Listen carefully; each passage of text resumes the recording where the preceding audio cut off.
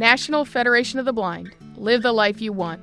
My story actually begins, as far as the Federation goes, when I was 5 years old, and I didn't know at the time that my story really began with the Federation. I'm Dana Ard. I'm currently president of the National Federation of the Blind of Idaho. My first teacher that began to teach me Braille, her name was Aldine Thielander, and she was president of the National Federation of the Blind of Idaho, just the job that I am doing now. Aldine was blind, and she really made a difference in my life, even at age 5, because she came to our house in a cab independently with her guide dog. I was so impressed that a blind person could do that. And yes, she did teach me the beginnings of Braille, and she taught me also how to write with the Braille writer. When I was 12, I had another encounter with Mrs. Thielander. She gave a presentation to Y-Teens, which was a group of girls that were sponsored by the YWCA. In that presentation, she talked about being a professional woman. She talked about being in charge of knowing what clothing she had and what its colors were. One day she said she had put on a suit, and she got the belts mixed up that she had. She had two that looked just alike. But she knew these belts, if she got the wrong one, it would not look right on her suit. So she said, even though I knew it wouldn't look perfect, I pulled out a white belt. I knew it wouldn't clash. And at that time, I really realized how important it was to take charge of even the little things, including my clothing. My parents, when I was very young, discussed my future. They did not want to send me to the school for the blind. They didn't think it was normal for a blind child of 6 to be sent away from home. My mother had a good friend, Eve Williamson, who later became my godmother. And one day, Eve was reading a story in the Reader's Digest about a blind child who was going to school in California. She and my mom got together and they agreed that if it could be done in California, it could be done in Idaho. So they agreed to meet with the head of the Department of Public Education, and they met and agreed to try it. The principal of the school that I attended, the elementary school, was, as I understand, all for it, and they said that they would give it a try. So because of that, I was fortunate enough to be the first totally blind individual to go through public school in Boise from grades 1 through 12.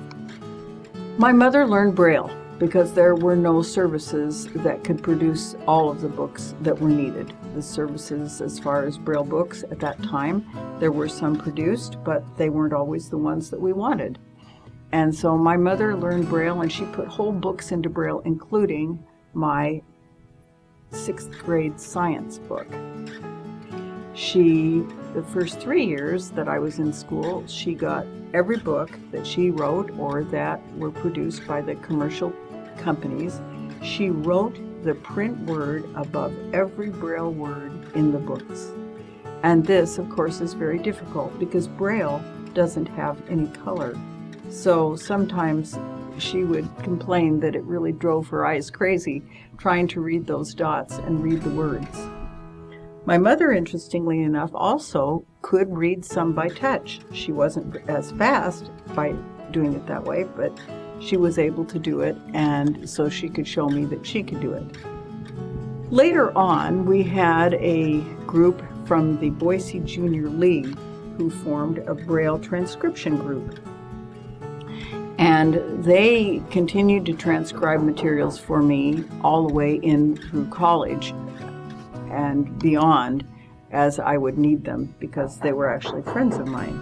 From grades 1 through the beginning, well, 1 through 3 actually, my parents had to buy all the materials that I needed for school. They had to purchase my books because there were no such services in the public schools.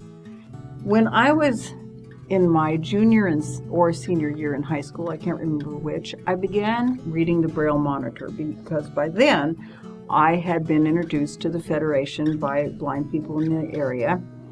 And I remember one Saturday afternoon I was reading the Monitor and I said to my mom, I said, you know what? These people think like we do. That blindness isn't the problem. It's the misconceptions and the attitudes of society that are the problem. We can conquer our blindness because that's how my parents believed, including my stepfather who married my mom when I was 12. I went to college and I got my bachelor's degree in music education and then decided I wanted to go into music therapy. So I went on for further postgraduate training at the University of Kansas. I did an internship at a hospital for the mentally ill in California in order to become a certified music therapist. I practiced in my field for about 4.5 years, and then I had the opportunity to go to work at the Idaho Commission for the Blind and Visually Impaired as a rehabilitation counselor. And I subsequently got my master's degree in human services with an emphasis in rehabilitation from the University of Idaho, and I did that in 2000. I have had a successful life. I have worked and recently retired, but I've had 40 years of employment, counting both my rehabilitation work of 36 years and working as a music therapist. I am married and my husband and I own our own home. Blindness certainly poses its own challenges, but if we stop and look at it, everyone in this world has challenges. And frankly, when I look at some people's lives, I wouldn't trade their challenges for mine because I certainly wouldn't want theirs any more than probably they'd want mine. But blindness has not held me back. I've done what I've wanted to do, including being a foster parent before I got married. I've lived the life I want, and I want to continue to help others live the lives they want. I'm Dana Ard, and I'm living the life I want. For more information about the National Federation of the Blind, please visit www.nfb.org or call 410-659-9314.